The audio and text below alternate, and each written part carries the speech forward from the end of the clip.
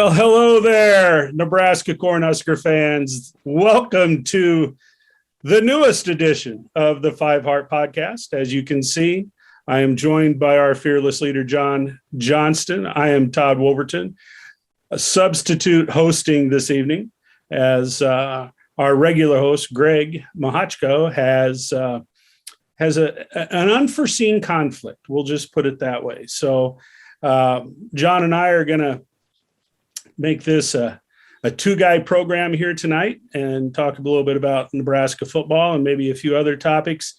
John, it is incredibly cold here in Nebraska. That's where I'm hanging my hat this week. So nobody's venturing very far, at least in the last couple of days. No, here's the crazy thing. It was 56 degrees on Tuesday afternoon, and then it was, single digits today. So I'm sure you're up in balmy Chaska, Minnesota right now.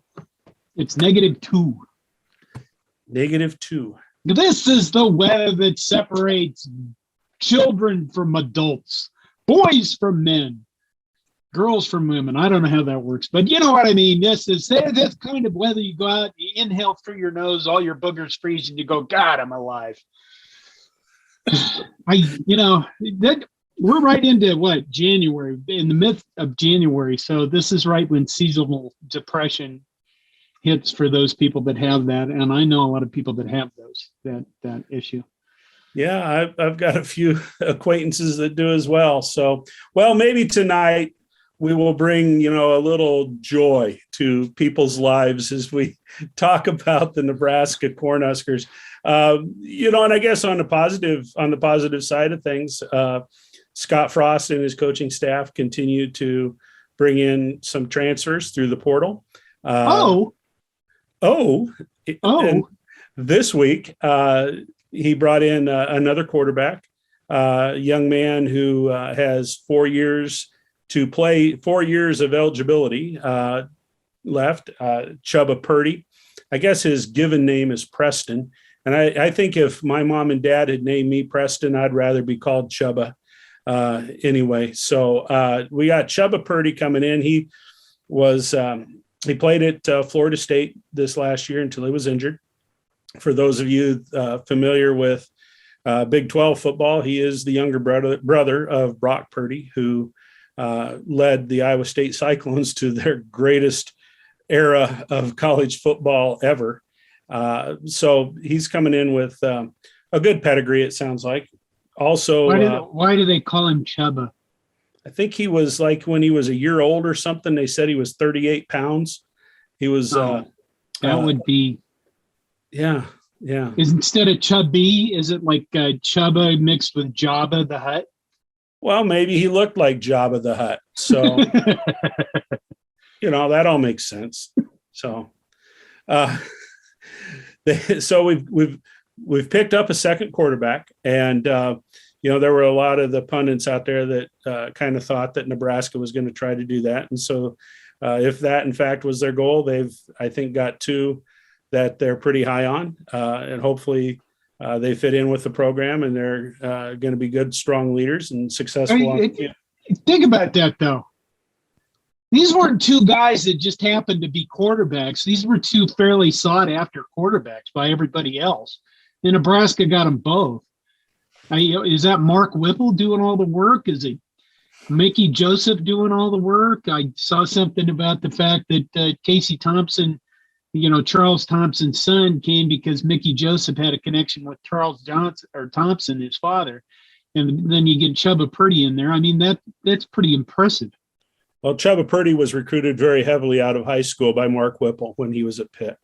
So, there was a connection there. So, we'll just have to see how it all plays out. And, certainly at quarterback, that's the position with the brightest spotlight on it. And now people are wondering, okay, so how many quarterbacks is Nebraska going to go into the spring training with, or spring ball with? There are those that think, Logan Smothers will end up going somewhere else. And, who knows? I think you actually posted something where there are 8 quarterbacks now on the roster. I was not familiar with a couple of the names that you threw out there, but I think, I recall where Scott Frost had said that his goal was to have 4 or 5 scholarship quarterbacks on his roster at all times. And he certainly has that now, and you'd have to think that based upon the 2 fellows that he brought in, it would appear then that Heinrich Harburg is, kind of the same mold, and then maybe Richard Torres as well. Logan Smothers, he might be the guy that's going to need to look for a program that plays more to his strengths. Who knows? But time will tell, and we'll see what ends up happening in the quarterback position. Okay, what do you look at last year? Look at this compared to last year. We didn't get anybody. We literally had Adrian Martinez, and Right. Apparently an injured with a broken jaw Adrian Martinez was still better than Logan Smothers. Right. At least in the eyes of the people who were running the football team at the time. Yes. Well, so does that say something about the offensive staff we had last year, or does it say something about Scott Frost not managing his roster, or does that say something positive about Mark Whipple and what we brought in? yes, and yes.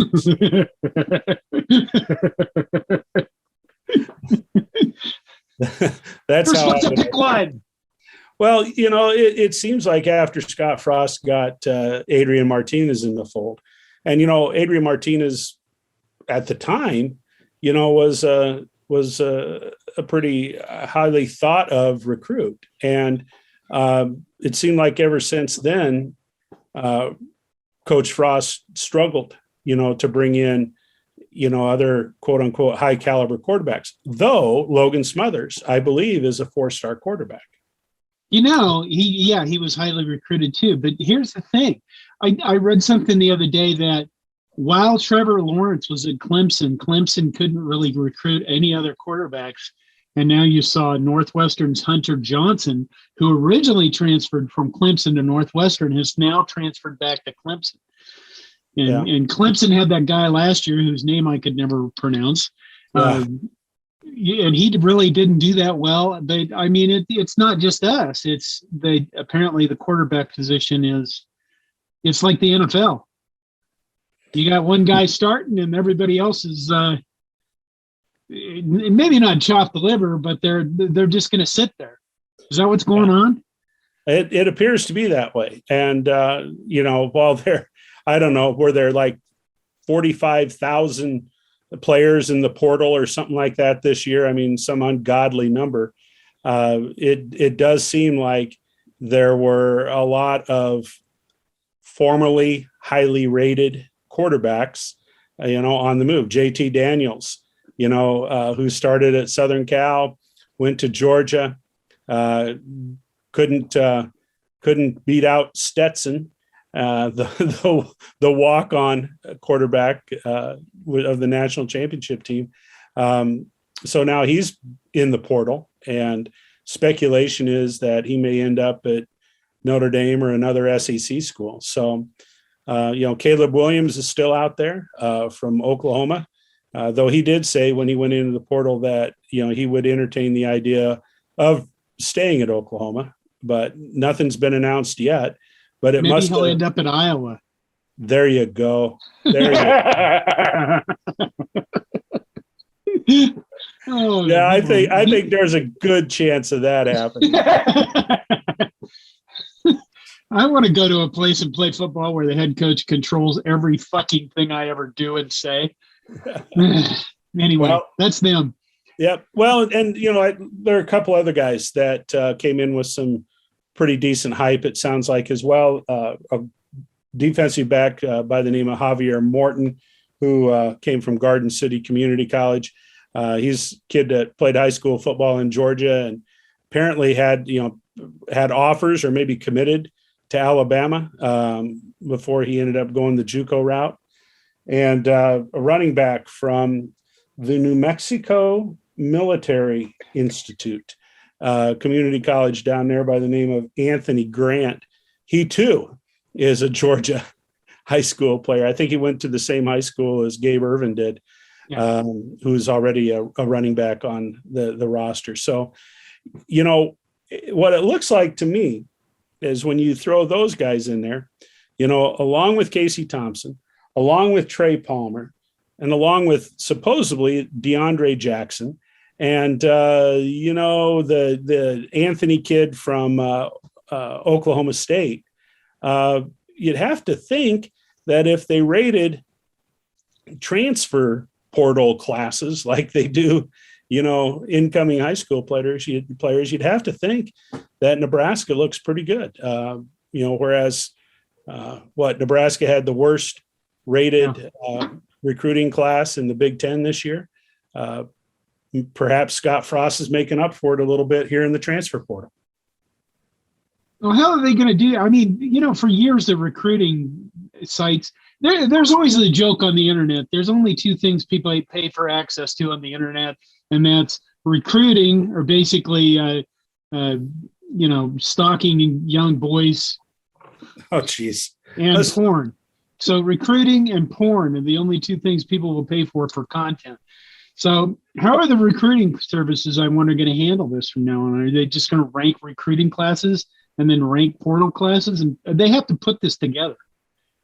I'm going to spring something on you we didn't even talk about beforehand, because that's how old men's mind work.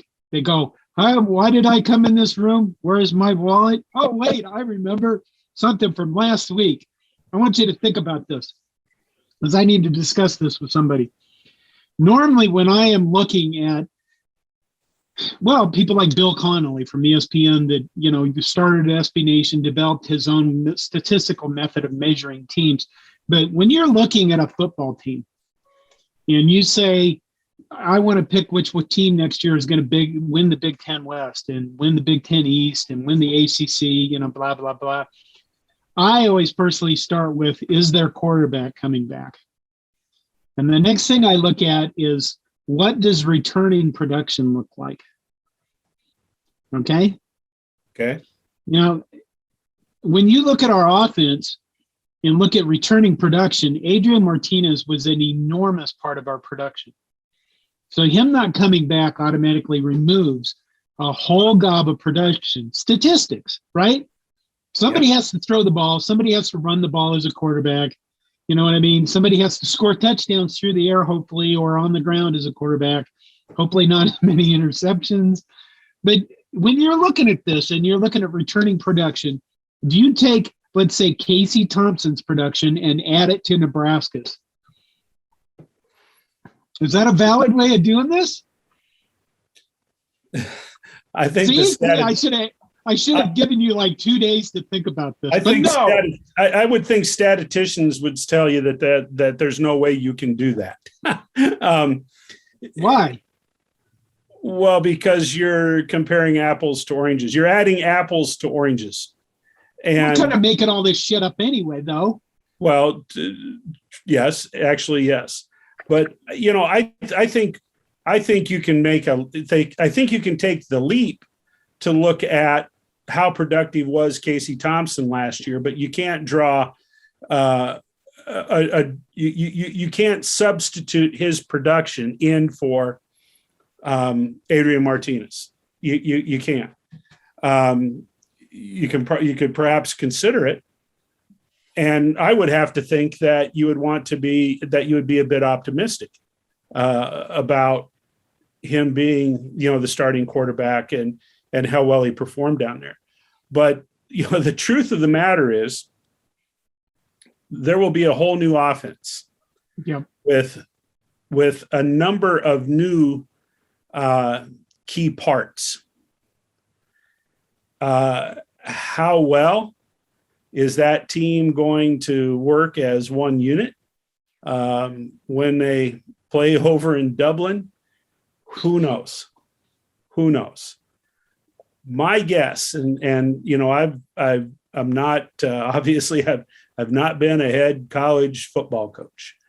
My guess is that spring practice this year will look different than in years past, and I would guess that on the offensive side of the ball, there will be a very strong commitment to, in reality, prepping this team for the first game of the season.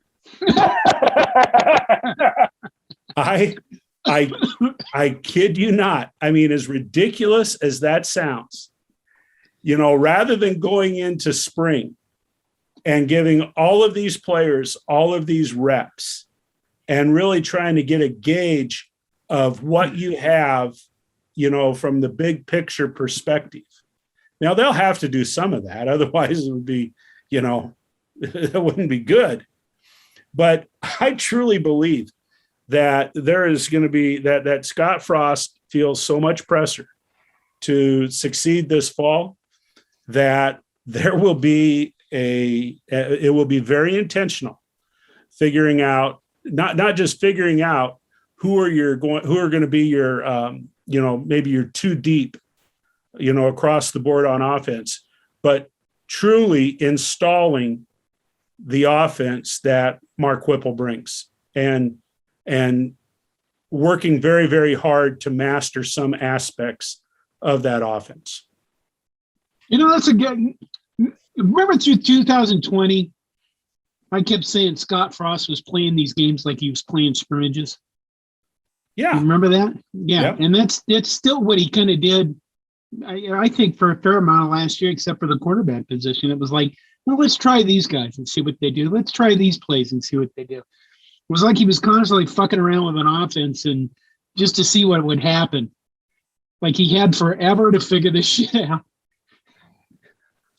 Well, my biggest complaint about the Illinois game last year that we lost, that we knew we really had to win, was they didn't run any misdirection at all, and Illinois' defense sold out against the run. And they wanted to force Adrian Martinez to beat him through the air. And he did no misdirection runs. He did no options, counters, no reverse, nothing. That was one of the most vanilla. That was one of the most vanilla called offensive games that I've seen Scott Frost call. I mean, it was shitty. Yeah, and it was almost like, well, we don't want to play any of our cards today. We need to hold some of these back for games that really matter later in the year. Well, shit. Beating Illinois in that first game this year may have resulted in a different season. But do you think they should get rid of the game in Dublin and bring it home? There are people that are saying that they should. One of the reasons they're saying that is because of, the mess that COVID still presents. And who knows where we're going to be in August. We all think that this should be over, but nobody can say yes. But we were all supposed to have 2 weeks to flatten the curve. I'm sorry, I'm laughing. That's so tragic. Well, the curve where I'm at looks like this. I think the key is, and God, I don't want to go down this. Yes, we're going down this road, Todd. You saw what happened in Australia to this Serbian dude that was the tennis player. Yeah, and Djokovic. And they jerked him around. As they should have. They finally fucking did. No, they shouldn't have. They should have had their shit together in the first place. Their government should have had one policy that said, oh, by the way, you can't come because X. Get here and then we'll fuck with you. What are they going to do? That's the problem that I have with us going to Dublin for the first game. Well, I don't think Ireland's full of crazy people, but on the other hand, I've known some Irish people and they're fucking crazy. Well, I tell you what, there's an incredible amount of money invested in that trip. And, it's just, I don't want to get too far off task here, but should they really be having the Olympics starting February 4th? I mean, are you flipping kidding me? NBC now has announced they're not even sending announcers over there. And it's in China, right?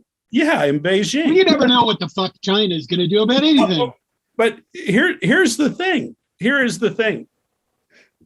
That Olympic Games is going to be bare bones, more so than what we saw in Tokyo. And fans are not going to be there. NBC has a commitment that they pretty much have to stand behind. And I have never been less interested in an Olympic Games than I am right now. So I guess the analogy I'm trying to draw here is it'd be interesting to know how many people have bought packages to travel to Dublin. I've been on the record. I would love to go. And in fact, given the opportunity right now, I think if I could, I would go.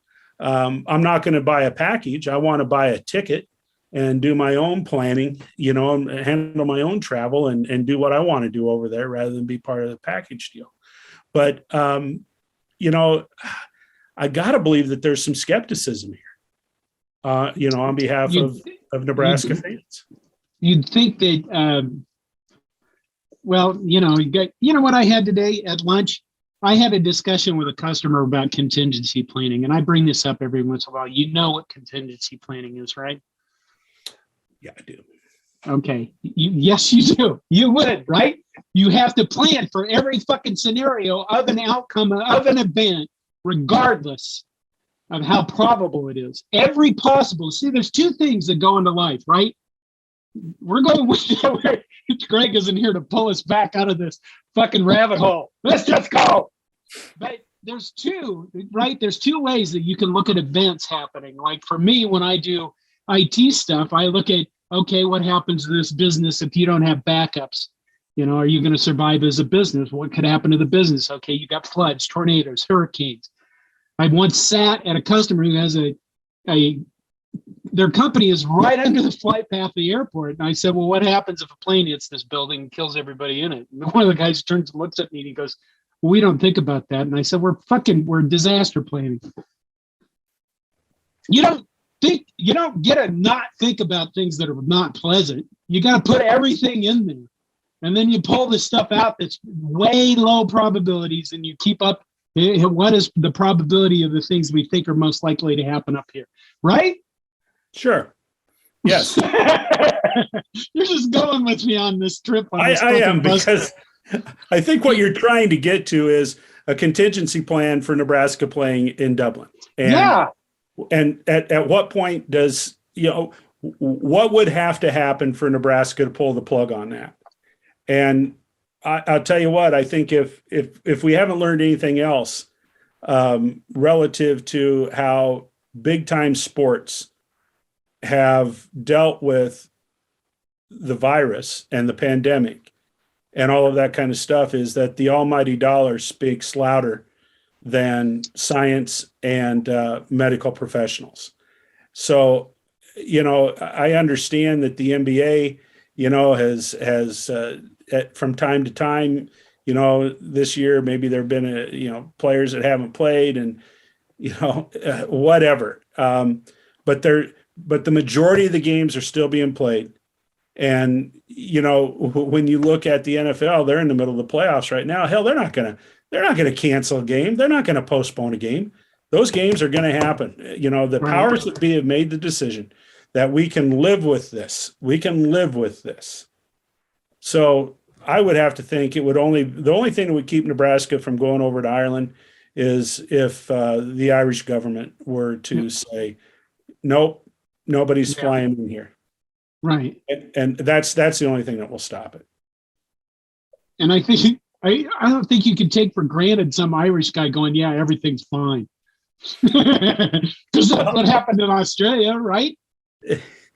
Exactly. And England's been pretty tight with some of their protocols over there. Yeah. And so who knows what's going to happen. But, maybe I jumped to the conclusion, that the only reason that Nebraska should consider not going would be because of COVID. Are there other reasons why Nebraska should consider trying to get out of that game if they could? I'm letting what I want to say die in my mouth because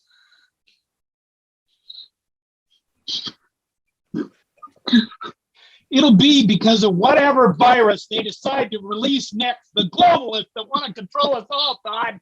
That's what it is. Okay, let's move on. Would you like me to drag us back from this hellhole we are standing on the edge of? Sure. Let's talk about the future of the transfer portal. Let's talk about, the impact the transfer portal is having on college football. Well, that's just it. What is the question? Is the transfer portal the preferred way of building a team now? Scott Frost has made it that way. In fact, Scott Frost came out, last season, maybe the season before. I mean, he was kind of ahead of the curve, with his philosophy. And he said, in essence, we're going to reduce the number of scholarships we give to high school players, and we're going to allocate a higher percentage of those scholarships to the transfer portal. So, I would expect to see, as long as Scott Frost is head coach at Nebraska, that'll be the philosophy that Nebraska follows. They've been very aggressive. They've brought in some players that appear to be highly skilled, players that were sought after at one time or another. And that's how Scott Frost is going to build his roster. Now, what I find kind of interesting about that is there were a lot of people that have, back in the day, with when the only way you brought it, well, not the only, but virtually the only way you brought a transfer in was from a community college, JUCO players.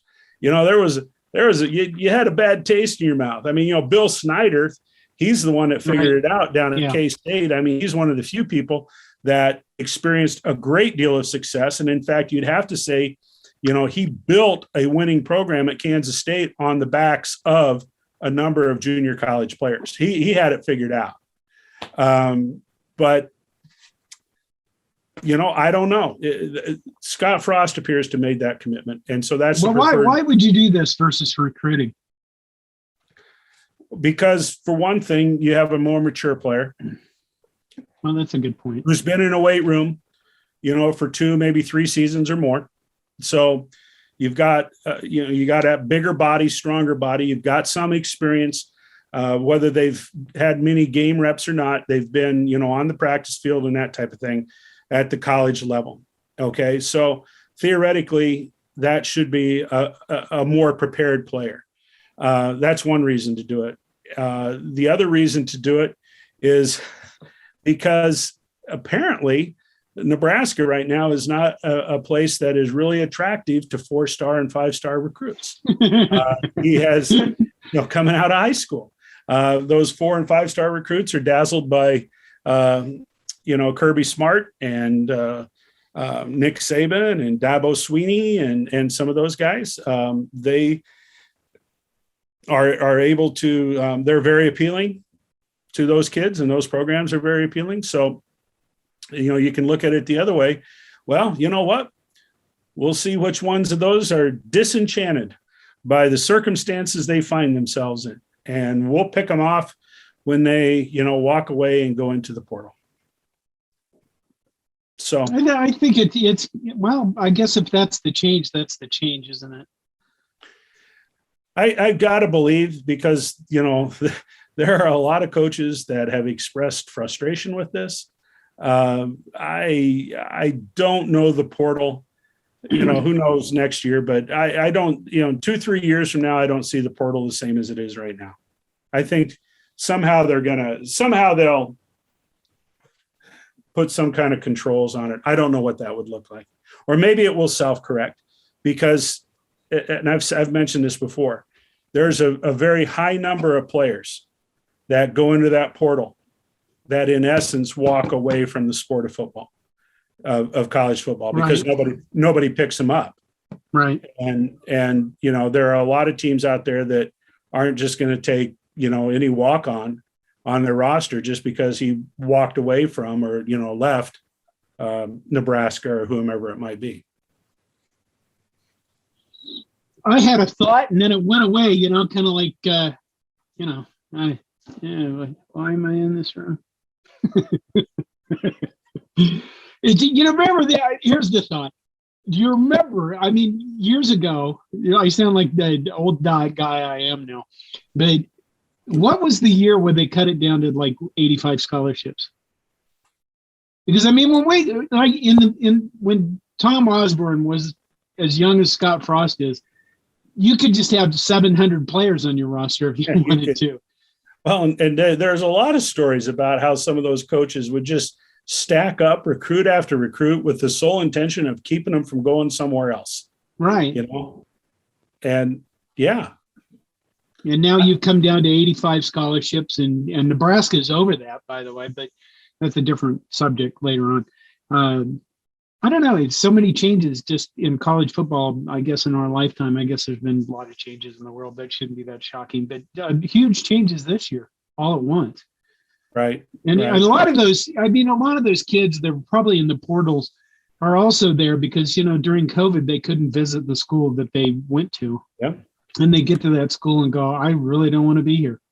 Yeah, no, I think that's a legitimate reason that there are quite a few of them there as well. Sure. And maybe, they were recruited, on Zoom or on cell phones and that kind of stuff. And, really didn't have a chance to interact much with coaches. And yeah, I could see that. And maybe that'll level off, in the future. It might. So. On the other hand, I don't think you're going to see any change in the quarterback position. I mean, the NFL is you look at the NFL, right? Who are the best NFL teams? The best NFL teams are the ones that have the best quarterbacks. It's not even really, is it right? There's not even a choice there. So there's not even a question of that being the case. The quarterback is so important to those football teams that is the position you have to get right as an NFL team to be successful. Maybe the only case I can think of is who was it? Baltimore Ravens and Trent Dilfer. Was it? It's been a while. A few years. Who really wasn't that great, but he won the Super Bowl because he could manage the offense and their defense was like, Ray Lewis and destroying people left and right. But is the quarterback, I guess, maybe the Georgia-Alabama game showed somewhat that really the quarterback position is really becoming way, way more important. Or Trevor Lawrence to Clemson probably is a better example. Okay, the quarterback position is so important in college football way more than it used to be. But let's look at that national championship game for a minute. You had the Heisman Trophy winner, Bryce Young, was, which would indicate if he's not the best quarterback, he's right there. Right. Okay. Against why am I drawing a blank on this kid's last name? Stetson Barnett? Bennett, Is that his name?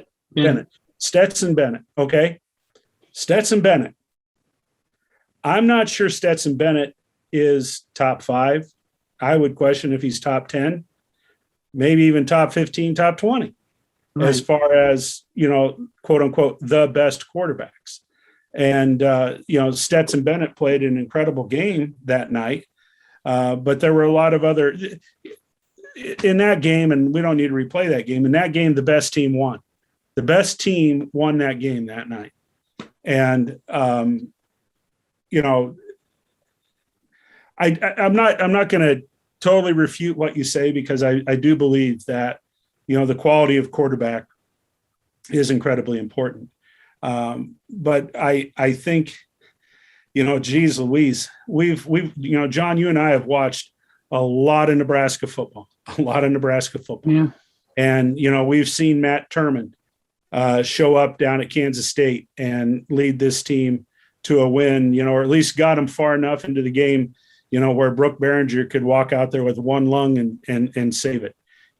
Number 3, number 2 quarterbacks on the team. We saw the Kellogg kid, come out and throw a Hail Mary pass and beat Northwestern. All those years of Tom Osborne not winning a national championship until he got Tommy Frazier. So maybe the quarterback has been that important for that long, and I just maybe I don't know. Yeah. Well, I guess what concerns me is you watch a lot of the NFL teams, and if they lose, especially those that have really good quarterbacks, if they lose that quarterback, they suck. And it's going from a potential division champion team or at least a playoff team down to absolute mediocrity. it's hard for me to believe that there's that big a gap, between those guys. But I wept for Bill Belichick getting his ass kicked. He got his ass kicked. I'd hate to, in college football, I don't know. We'll have to see. But, as it is right now, the fact that you have two big bullies on the block, until these other schools get it figured out and can compete with them recruiting across the board, Georgia and Alabama are going to dominate. They just are. So if Scott Frost is going to build his team off the transfer portal, I don't know, maybe the key here is that he has to build the team that can win the Big Ten West, and he gets out of the way of the offense. Right?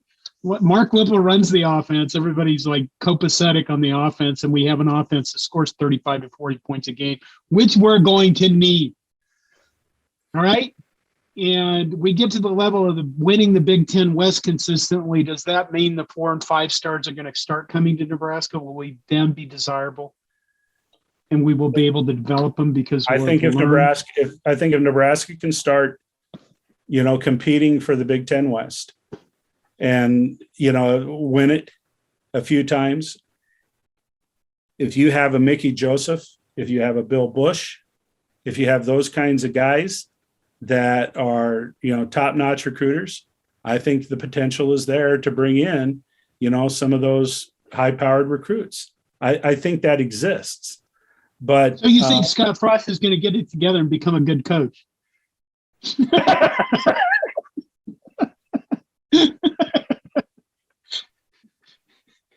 just lead you down these paths to hell. John, last week I said that I wasn't, I was going to quit drinking in February and I wasn't going to talk about Scott Frost. So I guess it's not February. No. Time will tell. But, as I said, okay, so I'll go down that rabbit hole a little bit. I said this, back before, probably back in November, December. What worries me, this is when he, got rid of those 4 offensive coaches. Okay, so he gets rid of those 4 offensive coaches. And even before, I knew who they were bringing in, I thought, okay, so this is what's going to happen. Because of the schedule next year. And, just if he gets average guys coming in and they can put together a team, this team ought to be a winning team. Nebraska, when you look at things on paper, they should win more games than they lose next year. Right. And to me, that sends, my opinion is that sends, a false sense of success, because, and so then we become Iowa. Well, yeah. And that guy got extended. We didn't talk about that, did we? I'll take 9 or 10 wins like I always had. Would you though? I mean, they scored 3 points against Michigan. Yeah. 3 points in the Big Ten title game. Their coach got a big extension, a huge raise, and he gets to keep his son, who is a shitty offensive coordinator. And I got ripped. I went out on Twitter and posted that congratulations on staying average, and all the Iowa fans came after me. And one of them was a coach. Okay, one of them was a coach, and I replied to him and I said, when you guys compare yourselves, you never see Iowans comparing themselves to Michigan or Ohio State, do you?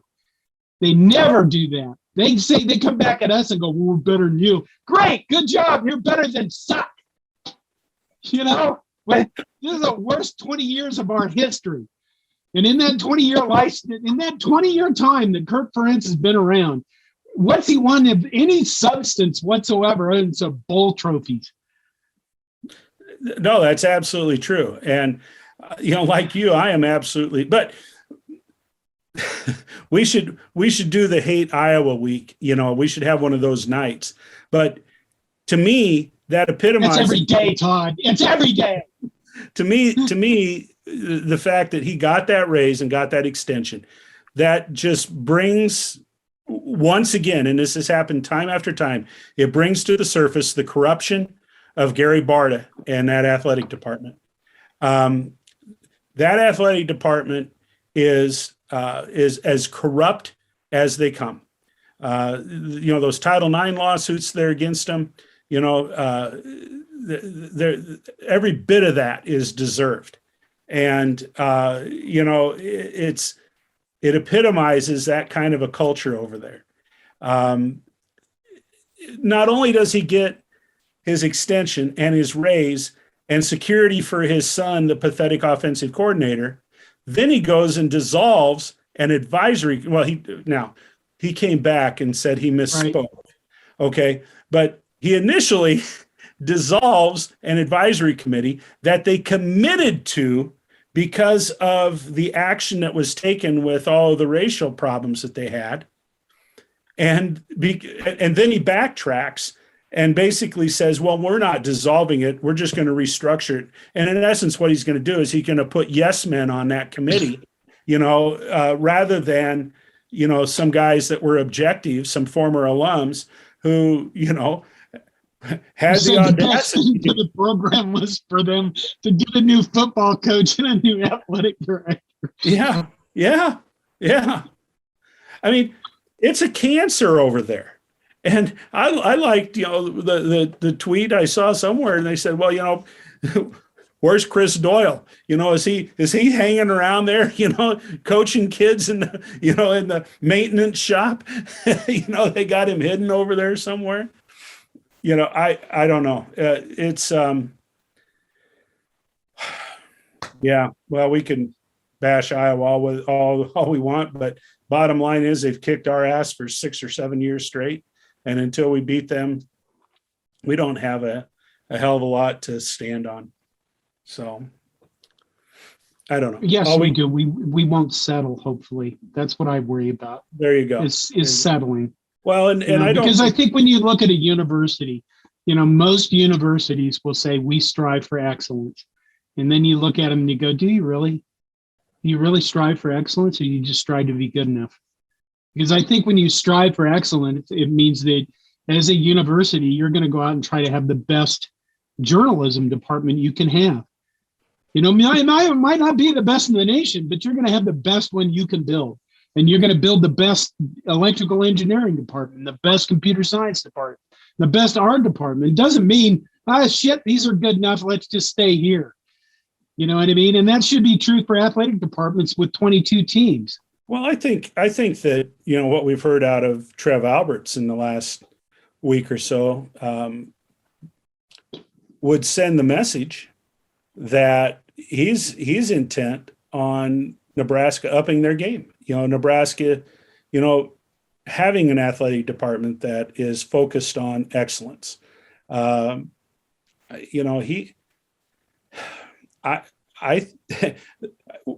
of the writers, had a headline along the lines that, in essence, Hoiberg and Frost shouldn't be real comfortable, and right. There's so much more to all of that than making a simple statement that the AD is gonna keep his eye on him, or is the AD is not afraid to make change or whatever it might be. It's a lot more complex than that.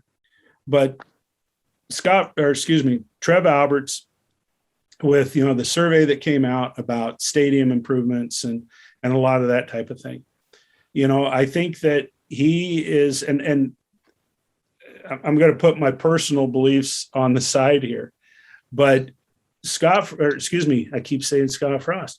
Trev Alberts is in essence saying, we're going to go in with, we're joining this arms race. We're going to commit 100% to this arms race.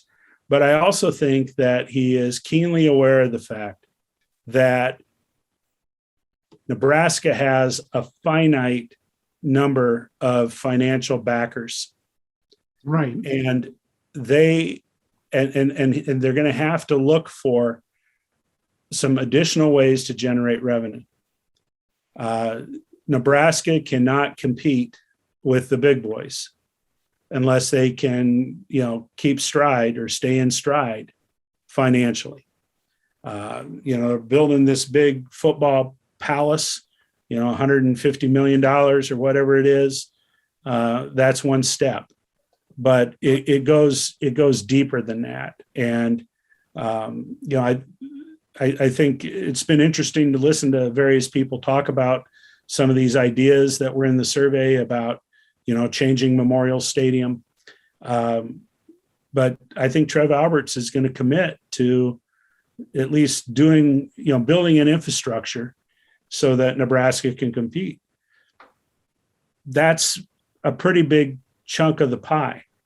I think that there are some other variables out there that are going to be more difficult to overcome or to deal with, so that Nebraska can be competitive. I mean, John, back when we were in school, and granted, we were we were going to Nebraska when they were in the Big Eight, and times have changed significantly since then. But when they start talking about, I don't know if it's the Sears Trophy anymore or whatever the hell they call it, that measure of all sports, excellence in all sports, Nebraska is towards the bottom of the Big Ten. Right. That's discouraging. Yeah. But I'm not sure. I think there's a lot of reasons that that's the case, and I'm not sure some of them can be overcome.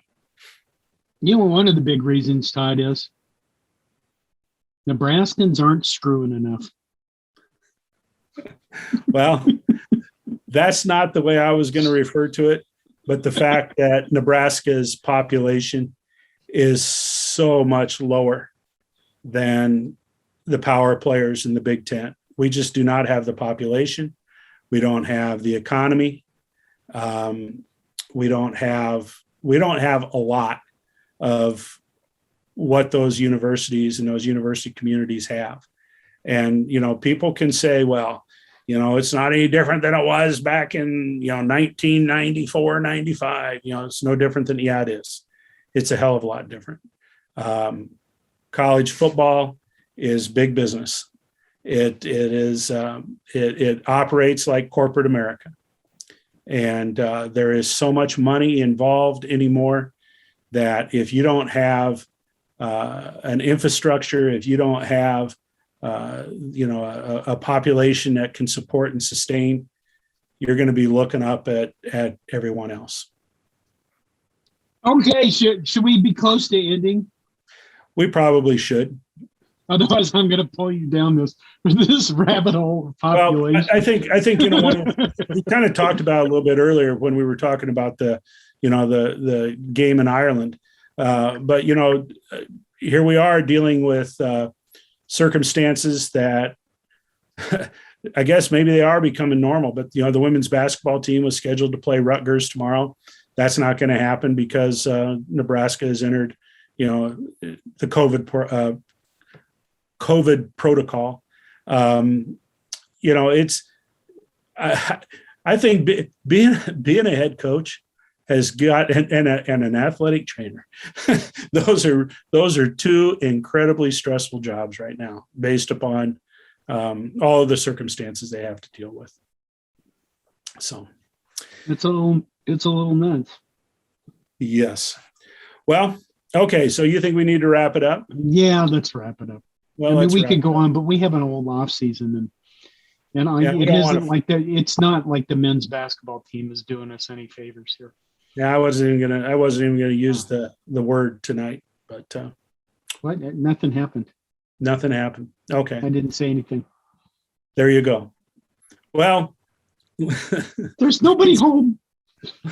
Ladies and gentlemen, boys and girls, we appreciate you hanging in there with us for this edition of the Five Heart Podcast. It's Todd Wolverton for John Johnston, reminding you that Five Hearts is all of the heart that you need. John? Go Big Red!